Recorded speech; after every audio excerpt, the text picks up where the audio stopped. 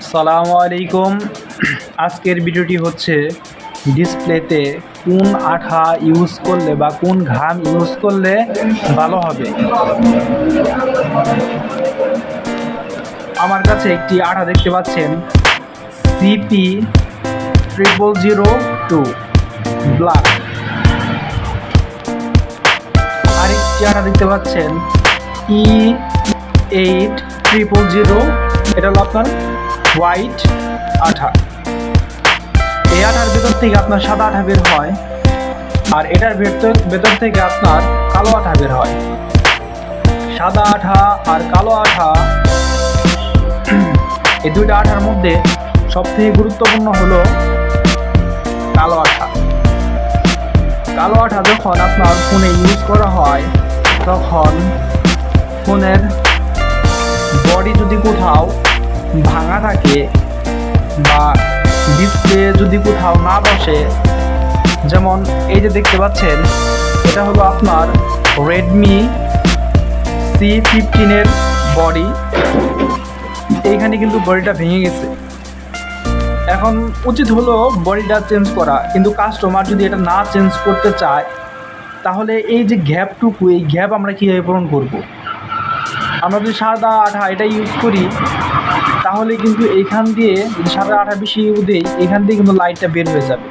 কিন্তু আমরা যদি কালো আঠাটা এখানে ইউজ করি, তাহলে কিন্তু অবশ্যই কালো ভিতর দিয়ে আলো প্রবেশ করতে পারে না, সাদার ভিতর দিয়ে আলো প্রবেশ করতে পারে, কালোর ভেতর দিয়ে কখনোই ডিসপ্লের আলো প্রবেশ করতে পারে না। এই জন্য বডি যদি কোথাও ভাঙা থাকে, বাইরে থাকে, তাহলে অবশ্যই আমরা কালো আঠা ইউজ করব। আমাদের কাছে যদি কালো আঠা শেষ হয়ে যায়, সাদা আঠাটাকে কিন্তু তবু ইউজ করবো না, কেননা এইখান থেকে কিন্তু ডিসপ্লের আলো বের হয়ে যাবে এবং দেখতে খারাপ দেখা যাবে।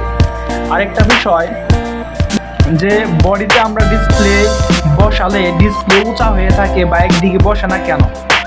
এটার কয়েকটা কারণ আছে। তার প্রথমত কারণ হলো, আমরা ডিসপ্লের বডিটা এরকম করে দেখবো যে বডিটা সোজা আছে কিনা।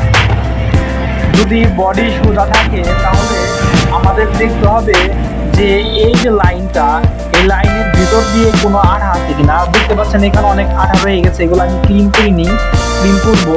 এগুলা একদম প্রপারলি ক্লিন করতে হবে, মানে একদম সুন্দর করে ক্লিন করতে হবে। জুড়ে যাতা দিলে কিন্তু বডি ভেঙে যাবে। আস্তে আস্তে সব ক্লিন করতে হবে। ক্লিন করার পরে ক্যামেরাটা ক্লিন করতে হবে কটন বাড দিয়ে।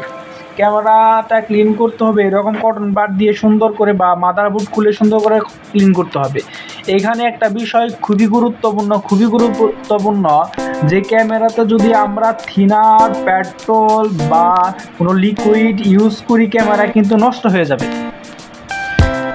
আবার বলছি, ক্যামেরাতে যদি আমরা থিনার, পেট্রোল বা কোনো লিকুইড ইউজ করি, ক্যামেরাটার সাথে গোলা হয়ে যাবে।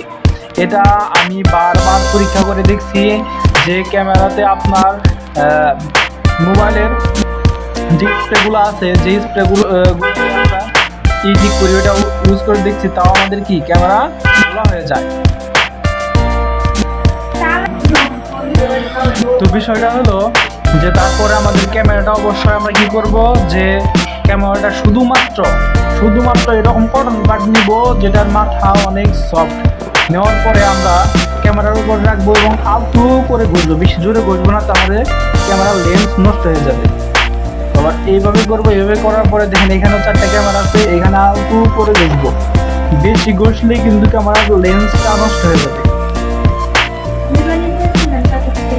তারপর আমাদের দেখতে হবে যে সেট সব কিছু ঠিক আছে কিনা। ঠিক থাকার পরে আমরা কি করব, অবশ্যই আমরা ডিসপ্লেতে আগে আঠা দিব না বা বডিতে আগে আঠা দিব না। আমরা ডিসপ্লেটা নিব হাতে, নেওয়ার পরে এগুলো তো সব কিছু উঠাবো ভালো করে, একদম ক্লিন করে উঠানোর পরে এই স্টিকারটা ওঠানোর পরে যখন এখানে চাপ দিব, অটোমেটিক এখানে আঠার মতো লেগে যাবে। লাগার পরে আমরা এভাবে ঢুকাবো। এখানে ঢুকানোর পরে এখানে বসানোর পরে আমরা এভাবে দেখবো যে কোথাও ফাঁকা থাকে কিনা। যদি দেখি যে ফাঁকা থাকে, তাহলে বুঝবো অবশ্যই যে এখানে আমাদের ভালোভাবে ক্লিন করা হয়নি।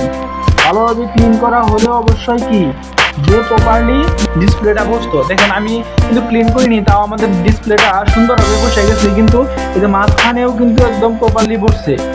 তো বিষয়টা হলো এরকম, এইভাবে আমরা চেক দেবো, চেক দেওয়ার পর যদি ঠিক থাকে তারপর আমরা ডিসপ্লেটা টান দিয়ে ওঠানোর পরে কেউ বডিতে আঠা দেয়, আবার কেউ ডিসপ্লেতে আঠা দেয়। আমরা অবশ্যই কী করবো, ডিসপ্লেতে আঠা দেবো, কারণ বডিতে আঠা দিলে আমরা বুঝতে পারবো না যে আঠাটা কীভাবে লাগতেছে বা কোথায় গেছে। কিন্তু ডিসপ্লেতে যদি আমরা আঠাটা দেই তাহলে আমরা বুঝতে পারবো যে আমাদের র্যাবনের মধ্যে বেশি আঠা পড়তেছে, নাকি আমাদের ক্যামেরার সেন্সরে আঠা পড়তেছে, নাকি আমাদের ক্যামেরাতে আঠা পড়তেছে। তো এইগুলো সব যখন আঠাটা প্রপারলিভাবে বসবে তখন সেটটা এভাবে বসানোর পরে আবার সুন্দর করে লাগানোর পরে আমরা কি করব, যে এই আঠাটা যে ভিতরে দিলাম এই আঠাটা শুকাতে 5 থেকে 7 মিনিট সময় লাগবে যে শুকাতে। আর তার ভিতরে যদি টান দেন তাহলে এটা খুলে আসা পড়বে। ঠিক আছে, এখন আমরা কী করবো, এভাবে করবো। করার পরে র্যাবনটা লাগাবো, ব্যাটারি বসানোর পরে আমরা কি করব, যে এটার উপরে কাভারটা বসাবো।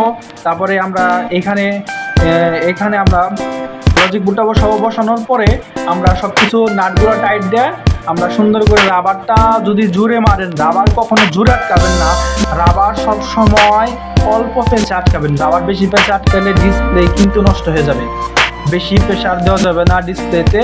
তো তাহলে আমাদের কি ফোনটা দীর্ঘদিন ইউজ করতে পারবেন এবং কাস্টমারও খুশি হবে।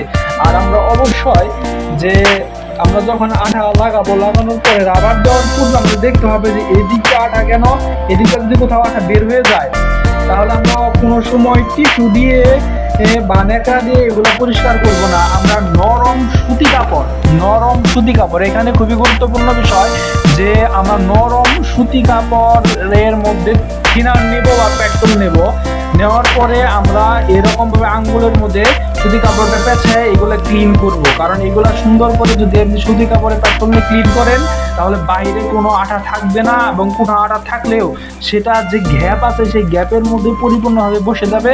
এবং ডিসপ্লে থেকে আপনি এখানে পাওয়ার বাটন চাপতে দেখবেন যে ডিসপ্লের ভেতর থেকে কোথাও আঠা বেরোচ্ছে কিনা বা লাইট বেরোচ্ছে কিনা। যদি কোথাও লাইট বের হয় ওইখানে আরেকটু আঠা দিয়ে আবার ওই ন্যাকড়া দিয়ে সুন্দর করে এইখানে ফিনিশিং দিয়ে দিবেন। তাহলে দেখবেন যে ফোনটা নতুন যেভাবে ডিসপ্লে ছিল বা শোরুমের ডিসপ্লে যেরকম লাগানো ছিল প্রায় সেম ওই রকমভাবে একদম ফিনিশিংটা হবে। তো আমি যেভাবে বললাম এবার যদি ডিসপ্লে লাগান তো 100% আপনি ডিসপ্লে অনেক সুন্দরভাবে লাগাইতে পারবেন, এবং ডিসপ্লেতে যেগুলো ভুল ছিল সেগুলো ভুল থাকবে না। এবং ডিসপ্লে কিন্তু লাগানোর পরে আপনার আঠা দিবেন সব কিছু করবেন একদম।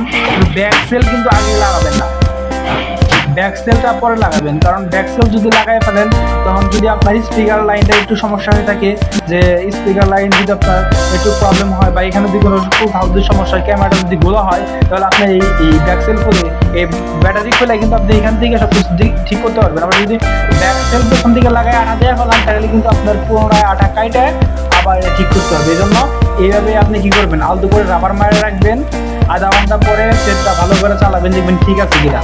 যখন ঠিক আছে তখন আপনি ব্যাকসেল মেরে আবার রাবার মারবেন, রাবার মেরে আবার কখন চালাবেন, দেখবেন ঠিক আছে। তারপরে আপনি ব্যাকসেলে আঠা মেরে ফিক্স করে রাখবেন। তো যেভাবে দেখালাম এইভাবে যদি আপনি ডিসপ্লে লাগান অবশ্যই আপনার ডিসপ্লে দীর্ঘদিন ইউজ করতে পারবে কাস্টমার, এবং কাস্টমার আপনার কাছে যখন আসবে অবশ্যই আপনার কাছে আসবে, অন্য কোথাও যাবে না।